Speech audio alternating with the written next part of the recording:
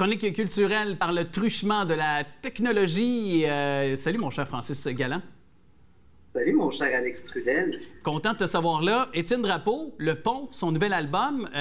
Qu'en penses-tu de ce disque? Ben moi, je trouve ça lumineux. Je trouve ça hyper positif. Un vent de fraîcheur, une nouvelle réalisation. On n'est pas habitué d'entendre du Étienne comme ça.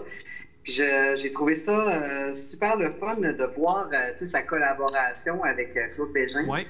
Ça a amené un vent de fraîcheur, j'allais dire un vin de fraîcheur, mais un vent de fraîcheur à Étienne, et ça lui va super bien. T'sais, on l'avait entendu avec Fiesta, un petit peu plus des chansons latines qui bougent, mais là, dans un pop plus actuel, j'ai vraiment aimé ça, puis ça l'a d'ailleurs. Oui, puis ça le sort des balades aussi.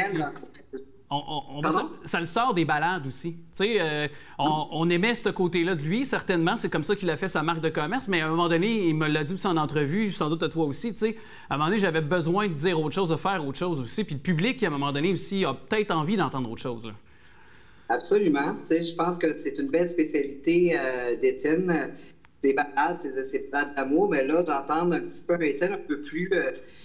peut-être hop la vie, un peu plus joyeux, ça fait du bien. Puis ça va un petit peu dans le même sens qu'avec son best-seller également, là. Donc de positivisme. Alors, je trouve que Étienne est dans une belle période de sa vie. Oui, oui. Ce que je lui posais comme question, puis c'est ce qui m'a confirmé d'ailleurs. Donc, c'est vraiment le fun et ça va très bien, cet album. C'est quand même taillé numéro 2 dans les ventes iTunes. C'est quand même... Ben oui, puis il a eu plusieurs prestations. Il a fait des prestations live durant les successives vagues qui se sont succédées de la pandémie. Il y avait beaucoup de gens qui répondaient présents sur les médias sociaux, qui regardaient ses prestations en direct, notamment. Puis là, on poursuit sur un sujet quand même fort intéressant. On connaît la mannequin professionnelle, tous deux. On est des amis d'Annie Roy. Elle qui a fait une sortie récente qui a quand même suscité beaucoup de discussions, là. Oui, puis quand même, moi, je suis content de voir qu'Annie s'est mis au devant pour parler des mannequins avec les formes. On est habitué aux mannequins qui sont presque anorectiques. Et là, de voir une mannequin qui assume les formes féminines, donc qui n'habille pas nécessairement dans le 6 à X, là, qui est dans le 7 à 13, c'est beau à voir. Puis ça représente un portrait de la société et ça... En fait, la moyenne de la société, j'oserais dire. Ben oui, parce donc, que je pense que plusieurs femmes...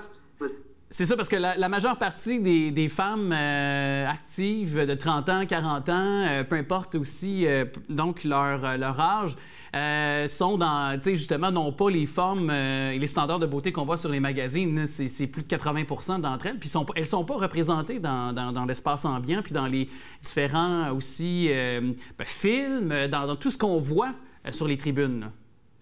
Puis exactement. Puis de voir une femme comme Annie qui est tellement belle, tellement rayonnante et assumée. Ouais. Ça n'a pas toujours été bonne, d'ailleurs, pour Annie de s'assumer comme ça. Mais je trouve ça beau de voir qu'elle est bien et qu'elle en fait, elle fait rayonner la femme, elle fait accepter la femme avec ses différences.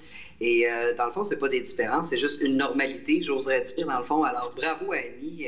Merci aussi aux médias d'avoir mis ça en lumière. Oui, on peut trouver, entre autres, justement, le discours d'Annie Roy, les sorties qu'elle a fait, entre autres sur sa page Instagram. Oui, Facebook. Instagram. Oui, exactement. Tu nous amènes avec les Bouches Bées, dont, entre autres, un visage qu'on voit tous les samedis en direct de l'univers. Ben oui, les Bouches Bées, dans le fond, et on voit toujours... moi, là, tu viens de me prendre... Tu viens de me prendre au dépourvu avec Roxane. Avec Roxane Filion.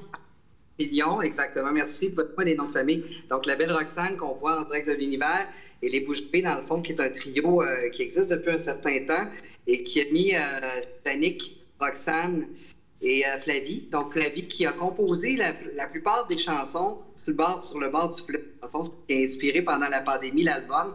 Un excellent album qui est plus organique, plus roots. On retrouve quand même, là, ils sont venus plus à l'essentiel, un petit peu ce qu'ils faisaient au début, sans être dans la grande perfection vocale, parce que les filles étaient très, très perfectionnistes pour dire qu'ils viennent du cégep ensemble.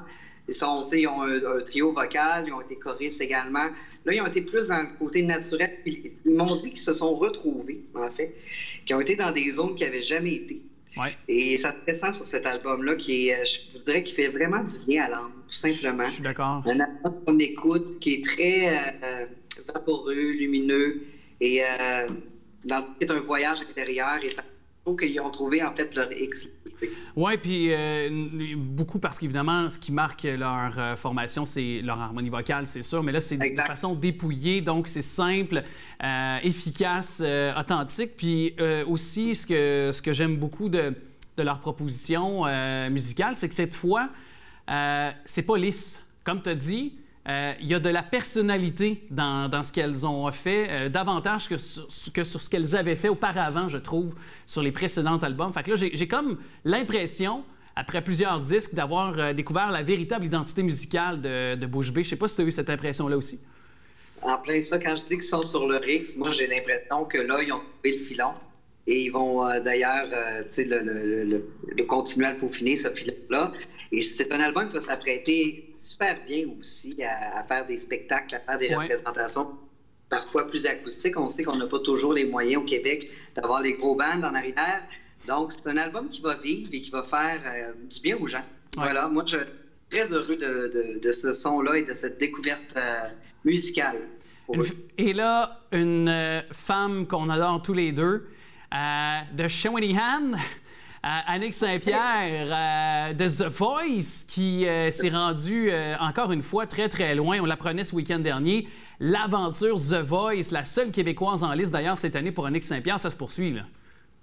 Ça se poursuit. Elle nous avait laissé sur un 3 petits points là, avant samedi. Et là, oui, ça se poursuit, ça s'officialise. On la compare. On dit d'elle que c'est la deuxième Céline Dion. C'est pas rien. Hein? Oui. Je veux dire, c'est à travers le monde, on parle de l'Europe, du Québec, mais même elle est partout là, maintenant sur les réseaux sociaux. Je suis très heureux parce que c'est une amie personnelle depuis des années, une fille qui m'a donné mes premières chances comme chanteur dans les revues musicales. On est toujours amis et c'est moi qui lui avais dit de t'inscrire. Alors moi, je suis très heureux de voir cette continuité-là et de voir son talent briller comme ça. C'est pas rien. Il va y avoir une suite. Il y a des belles propositions pour aussi du côté de l'Europe. Évidemment, dû à la pandémie, c'est un petit peu en suspens. Oui. On en parle, on va jusqu'à de la revue musicale, jusqu'à des projets pour retourner sur le continent européen. Alors, on va suivre ça de près. Oui. Dans le fond, je pense ce fameux Battles-là avec Arthur. Donc, il est disponible sur YouTube un peu partout. J'encourage les gens, ceux qui n'ont pas découvert Annick Saint-Pierre, d'aller sur Annick Saint-Pierre artiste, The Voice, la plus belle voix. Vous allez la trouver facilement. Exactement. Les vidéos, ils sont. Oui, puis justement, ça sera surveillé parce que là, il sera des chaos. C'est la prochaine étape de The Voice. Et elle prépare un album de chansons originales aussi.